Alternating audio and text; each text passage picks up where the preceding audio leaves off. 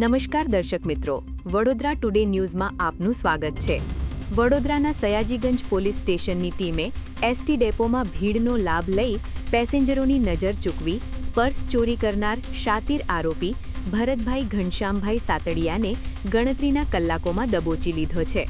આરોપી એસટી ડેપોમાં પેસેન્જરોની ભીડ જોઈ બસમાં ચડ ઉતર કરતી વખતે ખિસ્સામાંથી પર્સ સેરવી લેતો હતો। પોલીસને તેની પાસેથી રોકડા રૂપિયા 1630, ચોરીનું પર્સ અને અલગ અલગ વ્યક્તિઓના આધાર કાર્ડ તેમજ પાન કાર્ડ મળી આવ્યા છે। તપાસમાં સામે આવ્યું છે કે આ આરોપી બોટાદ, બરવાળા અને ભાવનગરના અંદાજે 10 જેટલા ચોરી અને મારામારીના ગુનાઓમાં સંડોવાયેલો છે। હાલ પોલીસે તેની અટકાયત કરી વધુ તપાસ હાથ ધરી છે। આવા જ તમામ લેટેસ્ટ અપડેટ માટે જોતા રહો વડોદરા ટુડે ન્યૂઝ।